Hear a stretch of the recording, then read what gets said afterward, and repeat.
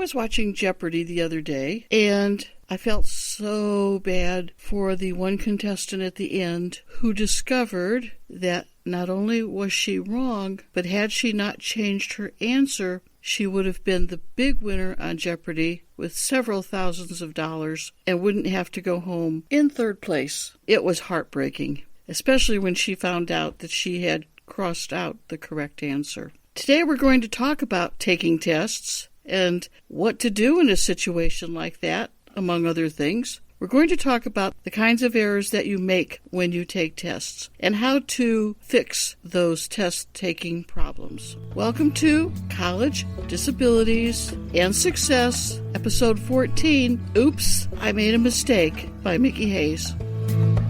There are basically 6 types of test-taking errors: misreading directions, careless errors, concept errors, application errors, test-taking errors, study errors. And I'm going to take a few minutes to talk about those errors and what you can do to avoid them.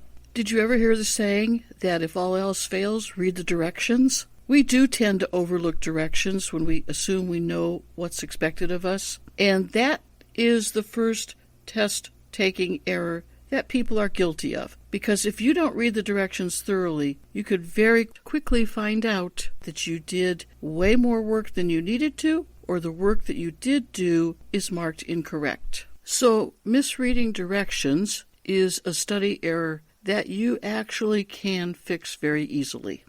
Test-taking mistake 2, careless errors. Now, we've all made careless errors, but when you make careless errors on a test, it can cost you the difference between passing and not passing. Now, with autocorrect, you have to be careful if you're typing something on the computer that the computer didn't autocorrect something that you didn't want to say. So you pick up that mistake by rereading and proofreading the work before you submit it. The other way to avoid careless errors is to take a moment when you're all finished with the test and scan it again. Make sure that the answers that you chose were the correct answers that you meant to say.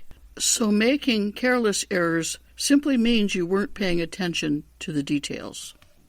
Test-taking mistake number 3 is making concept errors. And concept errors are a big problem. Concept errors happen when you're sitting through a class and you are absolutely clueless about what the professor is teaching. That becomes a huge problem when you go to take the test. Now, that concept error problem can be solved a couple of different ways. You can go back to the chapters in the book and approach them again. Take a look at all the headings, take a look at all the pictures, take a look at all the highlightings, take a look at all the charts and graphs, anything in that chapter that will help to clarify some of the information that you need to understand. Sometimes going to the terminology at the end where things are defined, that may help you understand the concept.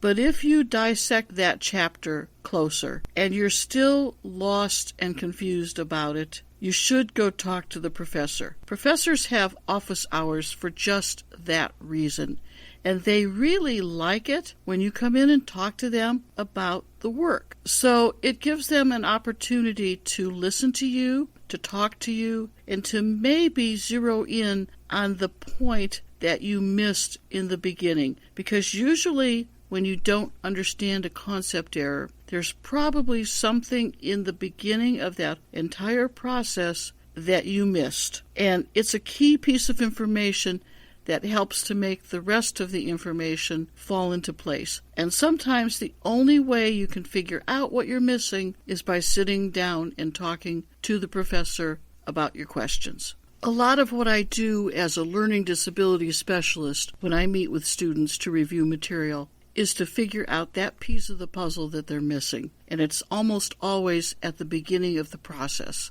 You miss something at the start, it's really hard to get the rest of the pieces to fall into place. The 4th test-taking errors are application errors. And application errors usually occur in health-related classes, nursing classes, medical classes, where you are taught a concept, but then you are tested and evaluated on how well you can apply that concept in another situation. That is an application error.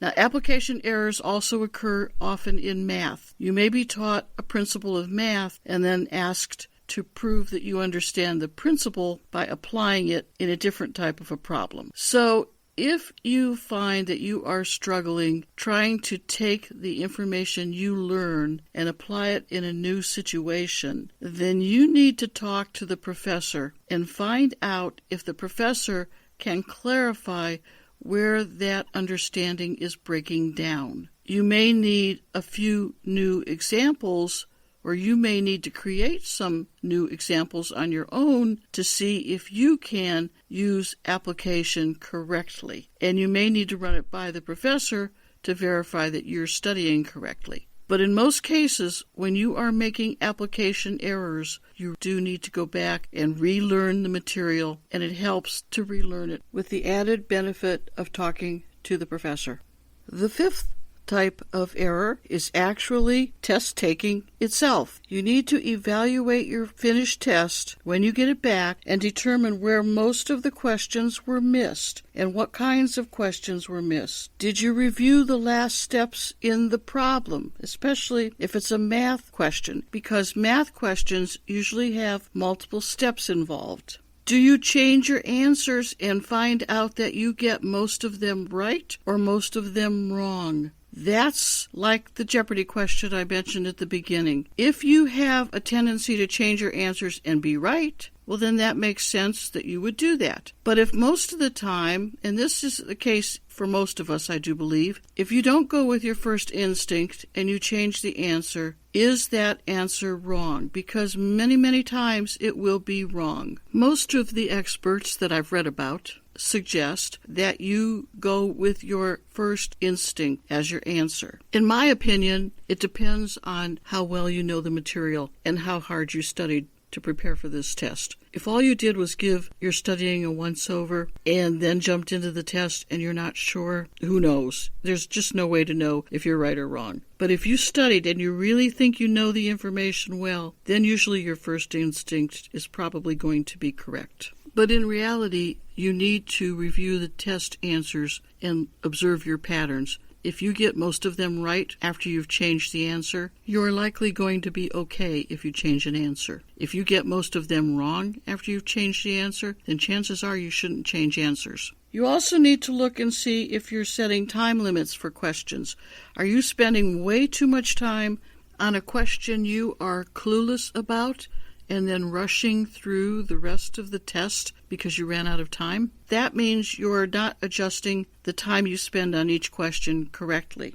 Are you checking first for easy answers? Now, on a computer test, you can't do this, but on a pencil-paper test, you can check first to see if there's any easy answers you can complete before you try the harder ones. Do you check what you wrote on your scrap paper to what you ultimately put on the answer key? Because sometimes we make transfer errors from the scrap paper to the answer key. Individuals with learning disabilities often transfer information incorrectly from one source to another. So if you have a learning disability, this is something you should check closely for when you evaluate your test errors. Are you leaving questions blank? And are those counted as wrong? Because if you're leaving questions blank and everything is wrong regardless, you might as well take a crack at it. You might be surprised that you know more than you think. These are all different behaviors that people do when they take tests. And you need to analyze your tests to figure out which of these behaviors apply to you.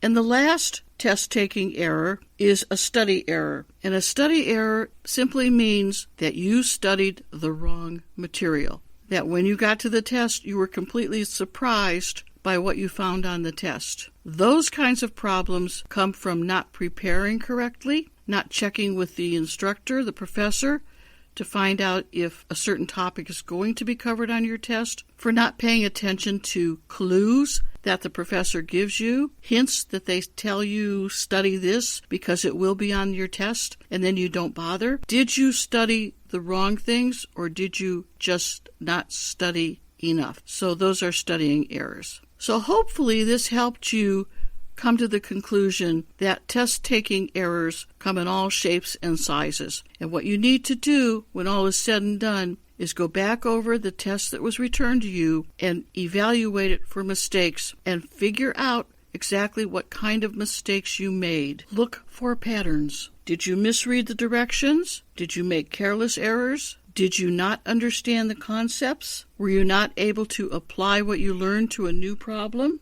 Did you do straightforward test-taking errors? Or did you study the wrong material? I hope this helped. If you want further information on any particular topic, go to MickieTeaches.com. MICKIE teaches.com. Thanks. Bye. The information contained throughout this podcast has been gleaned from my own personal experiences. But to ensure accuracy, please contact the Disability Services at the college of your choice to have first-hand information and the most up-to-date policies and procedures followed by your particular institution of higher education. The content in any of these podcasts is not intended as a substitute for information from legal, educational, or medical professionals. Always seek the advice of your attorney or qualified healthcare provider with any questions you may have with regards to legal, educational, or medical concerns.